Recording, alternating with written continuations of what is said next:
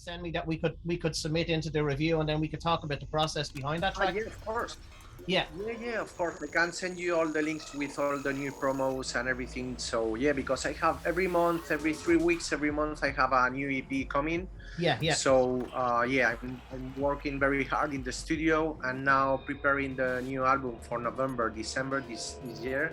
Great. So yeah, I will send it to you everything, of Yeah, course. send me whatever you have. I'll pick one, and then we'll maybe I'll feature one of those tracks on the review, and I'll let you know how it goes, because it's a review program, and we submit tracks and we rate them or slate them, and then we usually talk about the process behind them if we have that information, you know.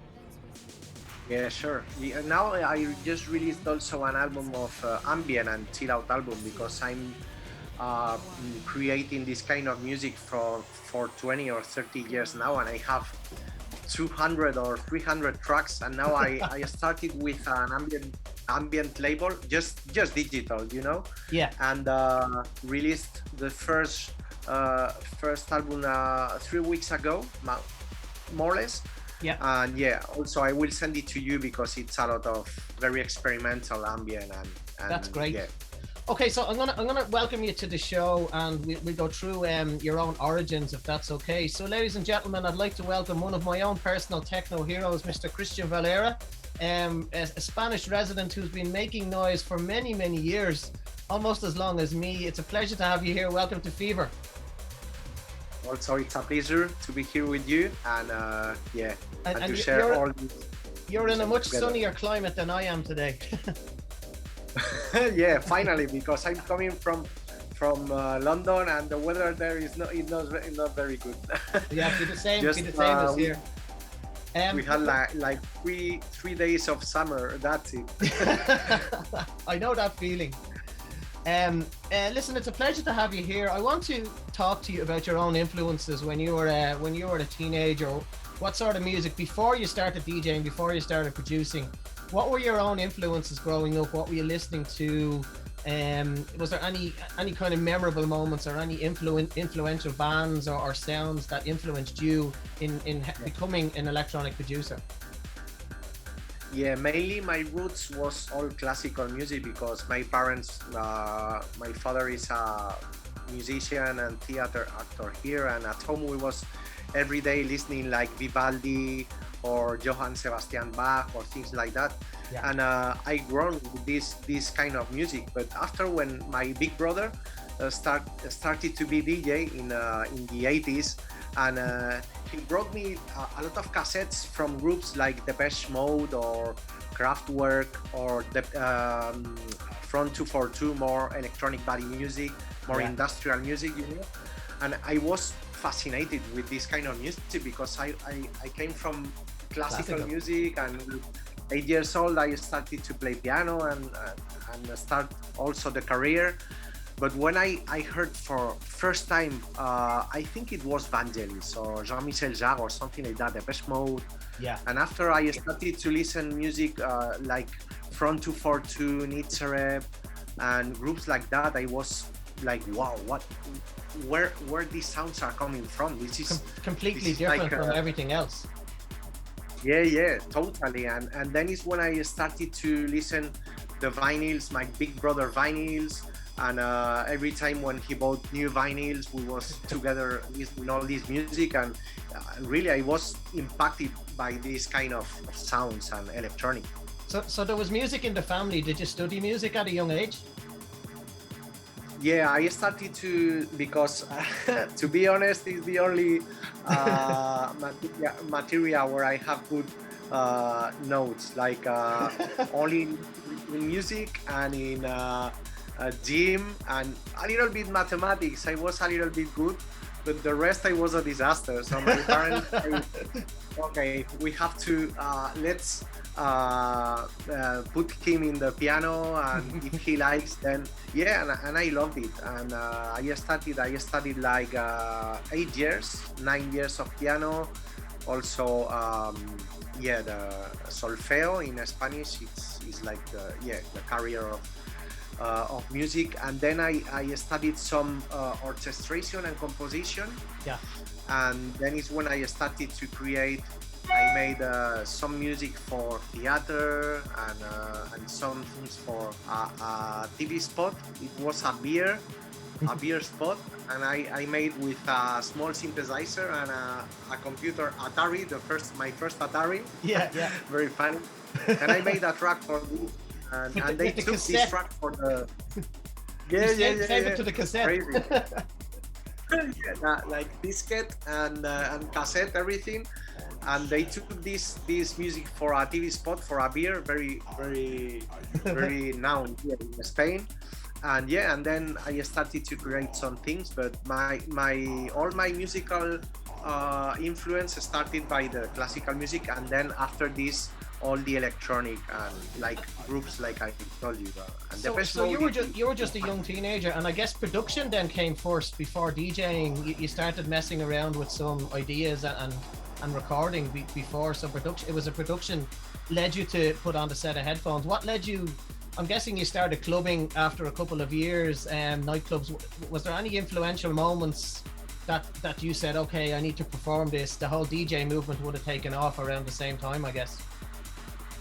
Yeah, the thing was because my brother was playing in a, let's say, a small club bar in near Madrid, and every weekend I was with him looking what he do with the decks and turntables.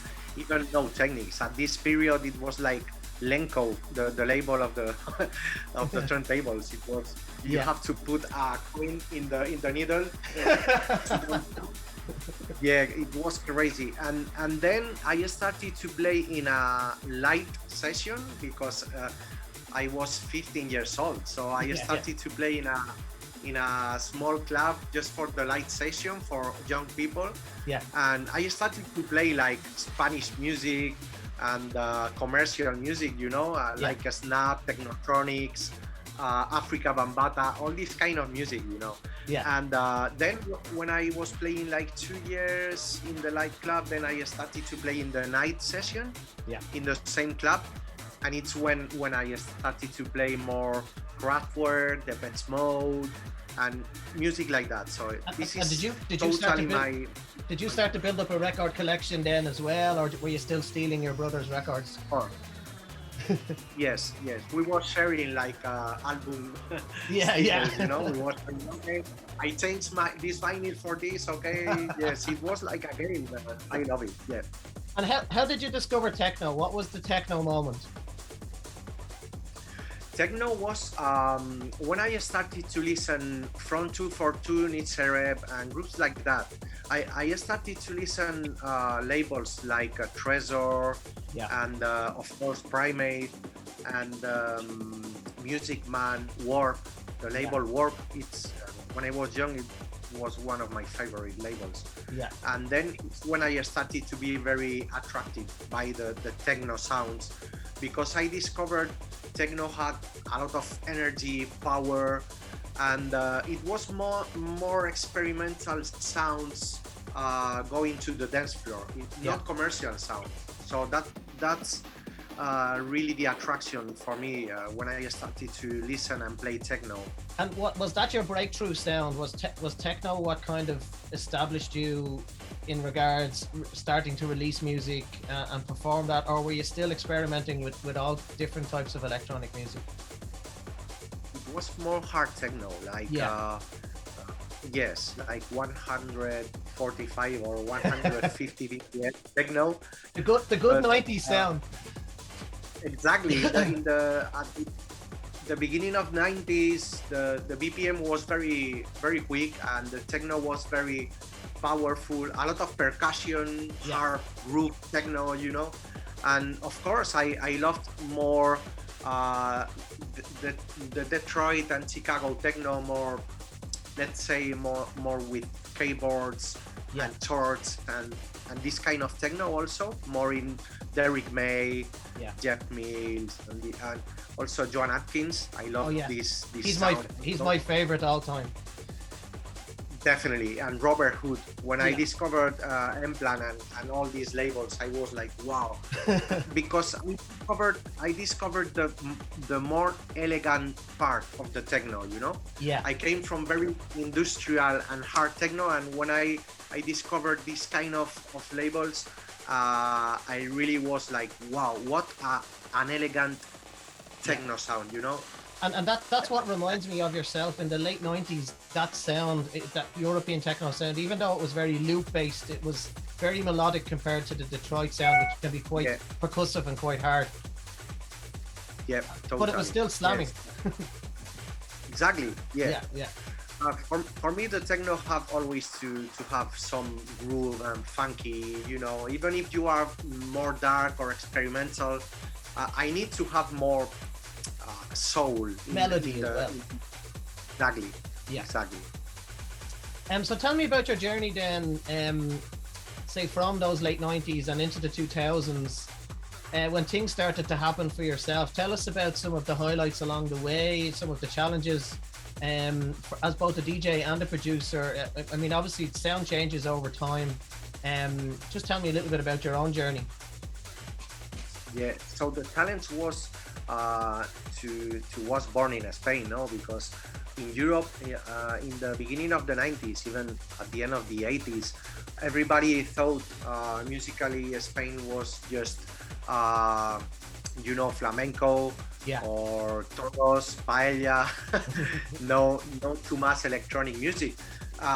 Very strange, because in Valencia, from the beginning of the 80s, it was a very big movement of electronic, more guitar bands, electronic bands like that. Yeah. But it was very, very massive here in Valencia, Alicante, Benidorm, all this area. And in Madrid, it started also, but more industrial, like Nitzere, Front 242, this kind of music. But out of Spain, everybody thought here it was just flamenco and this traditional music. So when I started to play, for example, in Belgium or Germany with primate tours, and I remember the people say, Spanish, okay, toros, paella, and I say, no, toros, paella, no. We listen my techno. So you scared a lot of people. Yeah, and I think it was like a very interesting key for the European clubs and movement to know the Spanish music, because at this period we was like I don't know, 5-6 techno DJs producing and having our own labels and things like that. And I think it was very interesting for the people starting to have some interest in the Spanish sound, because it was like not existing for the rest of Europe. Well, I guess, I mean, Marco Bailey came through, and there was a lot of Barcelona artists that started to shine through as well. So techno eventually found a foothold in Spain, definitely. Yeah, I think in 92, 93, Sonar started, the big festival Sonar. And then it's when the Spanish movement was a little bit growing up, you know, for the rest of the world. But in the beginning, it was very, very difficult. If you was born in Spain to play techno, it was like impossible, because every clubs was more house or more very good house clubs. I have to say that, because we had great artists playing. But it was a very small movement in the beginning. And after the 92, 93 is when the techno started to be big in Spain. That must have been a risk and a gamble for you, because, you know, as you said, and, you know, the Spanish scene, you know, was very house orientated. If you go on holidays to Spain, you'd end up in a house club, you go to Pasha, or you know, those kind of clubs were known for that. And it was very good house. So you took a chance to go down a new avenue. And it worked, but I guess it didn't work overnight. It took a lot of late nights and a lot of persistence. Yes, and when I started with my young club with my brother as promoters, it was difficult, but it was also a very good challenge, because we was starting like a small techno movement in Madrid, and then we started to make some parties out of Madrid, and then my brother make a DJ agency, and he started to bring DJs like Ben Sims or Marco Carola, Yeah. Marco Bailey, Surgeon, and things, very good things and interesting. And it was like the beginning of the techno in Spain at this period. Okay, let's fast forward then a couple of years. On a production level, were you self-taught? Did you teach yourself, the software and what to do? Obviously, you had a musical background. What would you say to young producers out there if they're looking to learn things? I know there's a lot of courses online. Obviously, the passion for the music, I think, is number one. But what sort of tips would you have for someone that's interested in learning to be a techno producer or any type of electronic producer? I think the key is to create exactly the music make you feel very intense and passion. When you start to create a track, you don't need to think about if this song will be more big or not big. Just make the thing you have in your heart and the thing you really feel, because at the end it's this music is what you want to transmit to the rest of the people. So if you are creating something you don't have inside, it's a fake. You need to create things you really feel, because this is the key of the music. So I think that's the most important. And that's course, probably the hardest thing. That's probably the hardest thing to get, is that confidence that you can say, listen, I'm really happy with this, release this, because that's one of the big hurdles for new producers. They're not confident enough to step over the line. Exactly. I think that the best trick for the people who starting in the music is just to take their best top 10 track list and take this as reference and say, okay, this is my favorite music and I want to create something in this way. So take this reference and start working hard to have this kind of course, it's very important also to have your own personality when you are creating music. So it's nice to take some music as reference, but at the end of the day, you need to transmit your own personality. And I think this is the second key when you're creating music. Yeah, absolutely. That's a really good tip. Okay, let's talk about then the last couple of years. I mean, just before coronavirus, how are things going for you, touring internationally and releasing a lot of material? Tell us about some of the highlights before everything went bang. Well, I think it was like a meditation moment for everybody, because when the world is totally stopped and you have to think what are you doing with your life, what was were your mistakes, what you want to go in the future. So it was like a very meditation moment for everybody. So it's when I started to think about to create more music, but exactly what I want to transmit to the next generations. And also to take some ingredients, basic ingredients from the old school techno music, because sometimes we lose or we forget the roots of everything. So I think now the new techno sound, it's amazing because it's coming back more the industrial techno. And although the techno scene had erupted to such a point, I think it was becoming slightly mainstream. Some of it was becoming mainstream. Maybe what happened is a good thing, because it was oversaturation, and a lot of the producers a lot of the producers are probably now sitting on material that they can really get really good, rather than just churning out the material all the time. Yeah, I think it's like a reset for everybody and for all styles. So because now is my 30th anniversary in the industry, I was thinking about to take my favorite ingredients along this period of 30 years and take all these ingredients and put it now in the new tracks I'm creating. So I think this is very interesting, because the new generation can feel this mood of the 90s or and feel the elements that inspired you. That's a great idea. Yeah, totally. Yeah, that's a great idea. I'm excited to hear this. Okay, tell us. I mean, obviously, you used the time during lockdown to focus on being creative, which is a brilliant positivity story. Tell us what's happening now and what's coming up for you in the near future. What can you tell us about live work and production work that's coming our way? Yeah, now I'm working for my new album for like 6 months ago. I have like 22 tracks, and now I want to make a very special selection of my best 10 tracks or 12 tracks, and then release the album in my label in Black Coats, because it's more experimental music. And of course I will include some ambient tracks and electro tracks and very special, also electronic body music, because I want to restart again with this kind of sounds, because I really like the sounds of this. It's like, this sounds great.